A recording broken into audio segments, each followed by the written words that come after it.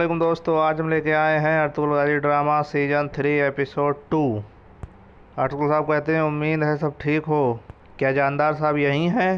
Oral साहब ऐसा लगता है आप तो जंग में से आ रहे हैं। और ओराल कहता है कि कारोबार ठीक नहीं है ना अर्तुगरुल साहब? आपने तो कहा था बाजार में कोई जंग नहीं होती। और ओराल साहब वहाँ से गुस्से में चले जाते हैं। अर्तुगरुल साहब के पास एक ताजर आता है, कहता है क्या है भाई साहब, ये कैसी खाले हैं? बाबर कहता है ये अच्छी खाले हैं भाई, अच्छी खाले हैं, ये रीछ की, लोमड़ी, खरगोश की, सबकी खाले हैं। वो कहता है आप कितना मांगते हैं? बाबर कहता है आप कितना दे सकते हैं? वो कहता है 1 सिक्का फीकस। अरसलान खातून कहती हैं ये ताजिर, क्या तुमने कभी खुद शिकार किया है? नहीं, मैंने नहीं किया। जो कीमत तुमने लगाई है मैं इसे समझ गई थी। इन जानवरों को शिकार के लिए बहादुरों को बहुत तकद्दो करनी पड़ती है। वो कहता है बहन अरसलान, इस क्या मसला है? क्या इनमें आपकी भी है? वो कहती है बात चीज़ों की नहीं, बात कीमत की है। अगर तुम इनकी कदर कम करते हो तो मेरी असिया की भी कदर कम होगी। बाबर कहता है इस खातून को देखो, जो आदमी हासिल करेगा बहुत खुश होगा। वो कहता है हजूर ये कीमत अभी तैयार नहीं है, मैं इन पे तैयार करने के पैसा खर्च करूंगा तब इन्हें बेचूंगा। अरसलान खातून कहती हैं तुम इस पे 1 सिक्का खर्च करोगे और 2 सिक्का खर्च करने पर तो मेरे 10 सिक्कों में बेचोगे, है ना? क्या यह मुनाफा बहुत ज़्यादा नहीं तुम्हारे लिए? वो कहता है ठीक है, आप मुझे बताएं मुझे कितने देना चाहिए।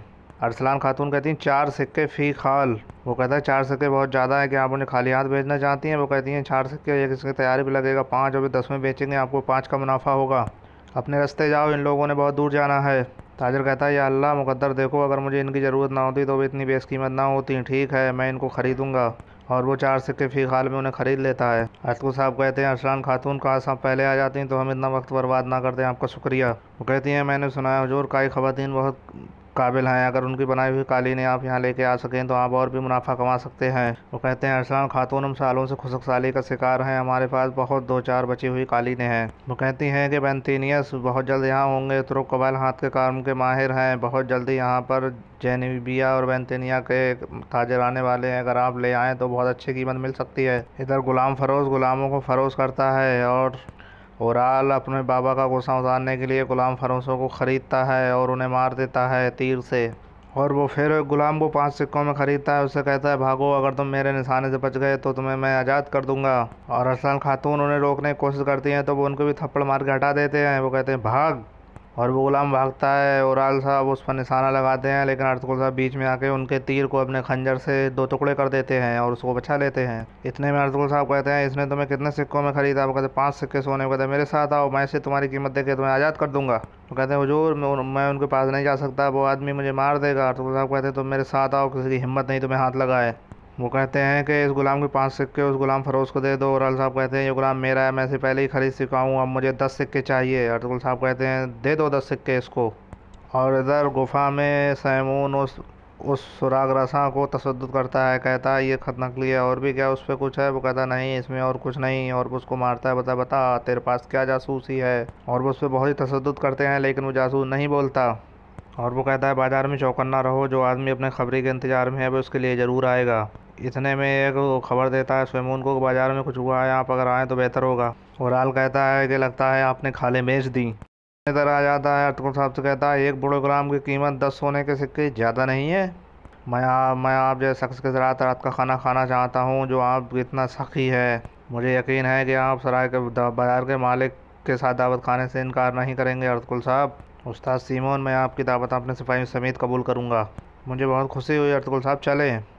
और इधर मारिया नूरगुल के करीब आने की कोशिश करती है। वो पूछते हैं आपको क्या चाहिए? नूरगुल साहब कहते हैं हमें सिर्फ पानी चाहिए। वो कहती है अगर मैंने सिर्फ आपको पानी दिया तो सैमोन मुझसे खफा होंगे। सैमोन कहता है मारिया दस्तरखान तैयार करो, पहले हमारे लिए पीने के लिए कुछ लाओ, फिर इन सब के लिए खाना लगाओ। वो कहता है सीमोन का बाजार सालों से खुल रहा है, मैंने पहली बार किसी को अपना सोना गुलाम की जान बचाने के लिए खर्च करते हुए देखा। अर्तुगरुल साहब कहते हैं मैं सालों से सफ़र कर रहा हूँ, मैंने पहली बार किसी को शुगल के लिए मरते देखा है। इधर मारिया कहती है भाई तुर्क कबाइल से एक आदमी आने वाला है, ना उसे आप खरीद सकते हैं ना झुका सकते हैं। वो कहता है एक दिन मैं इनके हर हीरो को जहन्नम पहुंचा दूंगा। इधर नूरगुल और सभी लोग सराय से निकलते हैं। नूरगुल कहता है भाई अच्छा आदमी नहीं लगता, वो समझता है अपने सोने से हमें खरीद लेगा। अर्तुगरुल साहब कहते हैं नूरगुल अभी तक इसका किसी बहादुर से पाला नहीं पड़ा। इधर उस जासूस को फांसी पर लटका के वो लोग बाजार में लटका देते हैं। दुलजान कहता है क्या हुआ भाई, क्या आप इस आदमी को जानते हैं? अर्तुगरुल साहब कहते हैं ये वही आदमी है जिसकी हमें तलाश है। वो कहते हैं हम खड़े क्यों हैं, चल के इसके बस आते हैं। अर्तुगरुल साहब से रोक देते हैं, कहते हैं हमें सोच समझ कदम उठाना पड़ेगा, यहाँ सब तरफ सीमोन के सिपाही हैं। अर्तुगरुल साहब कहते हैं वो इसको चारे के तौर पर इस्तेमाल कर रहे हैं, वो इसकी ज़ुबान खुलवाने के लिए मुझे इस्तेमाल करना चाहते हैं। दुलजान कहता है तो हम क्या करेंगे भाई। अर्तुगरुल साहब कहते हैं रात मुसलमानों के लिए पर्दे की तरह है, हम उसे रात में बचाएंगे। और इधर सिमोन ओराल को एक जहर देता है, कहता है तो तामस के खाने में मिला दो, अब उससे निपटने का वक्त आ गया है। ओराल कहता है इस काली मकड़ी का साया हमारी हुक्मरानी को सलामत रखे। सिमोन कहता है पता नहीं तुम ये सब अपने पापा छुपा कर क्यों करते हो। ओराल कहता है अगर मैं ना छुपाऊं तो इसमें मज़ा नहीं है, वैसे भी तजस्सुस अच्छा नहीं है सिमोन। इधर नूरगुल पूछते हैं भाई रोसान कब आएगा। नूरगुल जब तक उसका काम पूरा नहीं हो जाता। इधर उस गुलाम को जिसे बचाया था कहते हैं आज तो रेहान तुम आज़ाद हो, तुम जहाँ भी जाना चाहो जा सकते हो। वो कहता है आका अगर आप इजाज़त दें तो मैं आपके साथ कभी ले जाकर आपकी खिदमत करना चाहता हूँ, अभी भी आपका गुलाम हूँ। हो सकता है ये बूढ़ा आदमी कुछ कर सके जिससे आपको खुशी मिले। तुम्हारा शुक्रिया, तुम्हारी दुआएं मेरे लिए काफ़ी हैं हाजत रेहान। जब तक तुम चाहो मेरे मेहमान बन सकते हो, तुम मेरे कबीले में जब तक चाहो रह सकते हो। अल्लाह आका अल्लाह आपके साथ हो। इधर हलीमा सुल्तान कहती हैं अम्मी जान अभी हम बड़ी मुश्किल में हैं, अगर कुछ लोग हमें छोड़ के जाना चाहते हैं तो हम क्या करेंगे। तब तक गुलबानो आ जाते हैं। गुलबानो कहती हैं मैं अंदर आ सकती हूँ। आ जाओ गुलबानो, आपने मुझे बुलवाया था, जी बताएं। वो कहती हैं तुम्हें रोशन सिपाही ने हमें सौंपा है, लेकिन तुमने जो कहा अगर रोशन सिपाही वो सुन ले तो वो खुद ही देख लेगा। वो कहती हैं मैं अब भी अपनी बात पर कायम हूँ हलीमा सुल्तान, 2 गर्मियाँ गुजर गईं लेकिन रोसान अब तक नहीं आया, मैं क्या करूँगी। अर्तुगरुल साहब ने 2 गर्मियों पहले भेजा था लेकिन ना उनकी कोई खबर है ना कोई अता पता। रोसान वापस नहीं आएंगे मैं जानती हूँ। हाइमा खातून कहती हैं गुलबानो अर्तुगरुल साहब ने उसे एक मिशन सौंपा है और सिपाही रोसान जैसे वो मुकम्मल होगा वो आ जाएगा। इधर आरिफ साहब कबीले में आ जाते हैं और अर्तुगरुल साहब भी उनके साथ होते हैं और वो गंदम लेके आते हैं तो लोग कहते हैं जो हमने खा ली थी बस इतनी ही गंदम मिली आपको। अर्तुगरुल साहब कहते हैं कारा साहब बाकी भी आएगी, फिक्र ना करें आप, हमें सांस तो लेने दें, हम बात करेंगे, सब्र करें। वो कहते हैं हमें हुजूर कितना सब्र करना होगा, आप यहाँ और सब्र नहीं। हज़रत रेहान कहता है कि बजाय मेहरबानी मुझे माफ़ कर दें, आपके अर्तुगरुल साहब ने गंदम खरीदने के बजाय गुलामों के बाज़ार से मुझे ख़रीद लिया और मेरी जान बचाई। वो कहते हैं अर्तुगरुल साहब आप बहुत मुश्किल सूरत हाल से 2-4 हैं, काश आप मुझे वहाँ रहने देते और मुझे मारने देते। उस्ताद हज़रत रेहान उठ जाओ। वो कहते हैं अर्तुगरुल साहब क्या ये सच है, हमारे कबीले का हक क्या इस काफिर को दे दिया, हम ये मजीद बर्दाश्त नहीं कर सकते।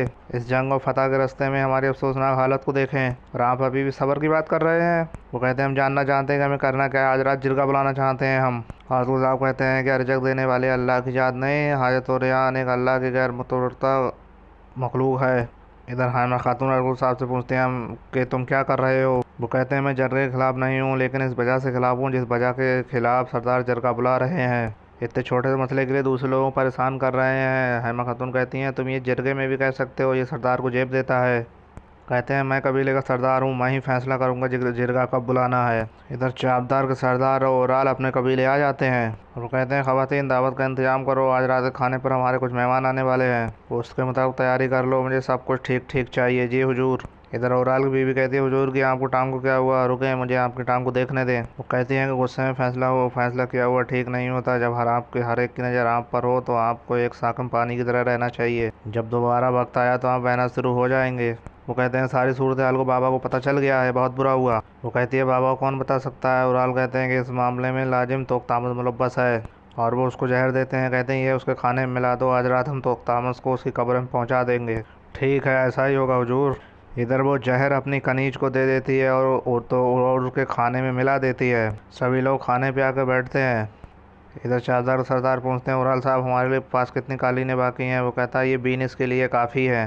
बोलते हैं चौलपान के ऐसी भी कालीनें भी हैं जिसका रंग उतर जाने वाला हो। नहीं हुजूर। तुम्हारी अलसरान। नहीं बाबा अच्छी हैं।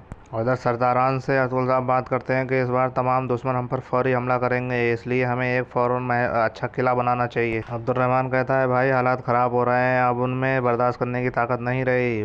बाबर कहता है वो नाशुक्रे हैं भाई, जब उनका पेट भरा हुआ कुछ नहीं कहते, जब वो भूखे हों तो वो शिकायत करने रहते हैं। अर्तुगरुल साहब कहते हैं अब्दुर्रहमान दुलजान हम जा रहे हैं, जब तक वापस नहीं आए तब तक ये तुम्हारा काम है कबीले को देखना। साहब कहते हैं हुजूर आपकी इजाज़त तो मैं सब सरदारान से बात करूं ताकि उनके दिल तसल्ली में हो जाए, ताकि वो ये ना सोचें आपने जिरगा क्यों नहीं बुलाया। अच्छा ख्याल है आरिफ साहब, जाइए बात करिए। नूरगुल साहब कहते हैं भाई अगर वो आदमी मर गया तो हम जान ना सके हम किसके पीछे हैं, तो हमें बाज़ार से उसे ज़िंदा या मुर्दा निकालना होगा, हमें और हमारे पास और इंतखाब नहीं है नूरगुल। उधर सिमोन कहता है कि हम इस सरजमीन पर सुल्तान अलाउद्दीन के जासूसों को पकड़ने वाले हैं और इस सूरमा को मैंने दाने के तौर पर डाला है।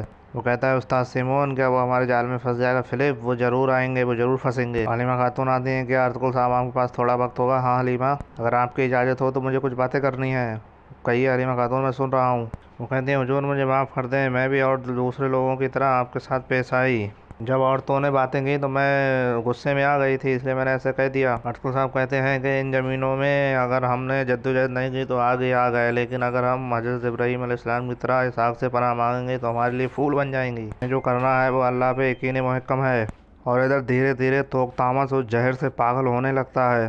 अरसलान खातून कहती हैं, बाबा मैंने आज अर्तुगरुल साहब को देखा, उन्होंने जिस एक बूढ़े गुलाम को 10 सोने के सिक्कों में रिहा करवाया, जिस दिन से हमने सोने के बहादुरी के बजाय सोने पे तवज्जो दी है, हम हार गए हैं। उराल कहता है, बाबा आप क्या बात करना चाहते थे? सरदार कहते, चौलपान हमें अकेला छोड़ दो। वो कहते हैं, आज तुमने जो शर्मनाक काम किया, मैं तो समझता हूँ कि तदाबीर इकट्ठी की जाए। उराल कहता है कि आपको भी उस कुत्ते की बकवास पर यकीन है? वो कहते हैं कि उराल आप तुम अच्छी तरह जानते हो मैं क्या कहना चाहता हूँ, क्या मैं वो चीज़ें बताऊँ जो तुम पहले से जानते हो?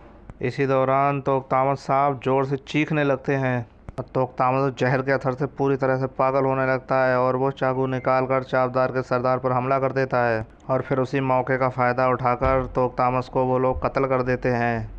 उन्हें पता नहीं होता कि इसको जहर दिया गया है। और इधर हानली बाज़ार में अर्तुगरुल साहब और उनके सिपाही भेड़ियों का लिबास पहनकर आ जाते हैं उस जासूस को बचाने के लिए। दोस्तों ये वीडियो आपको कैसी लगी? अच्छी लगी लाइक करें, शेयर करें और हमारे चैनल को सब्सक्राइब करें और घंटे वाला बटन दबाना ना भूलें। मिलते हैं नेक्स्ट वीडियो में।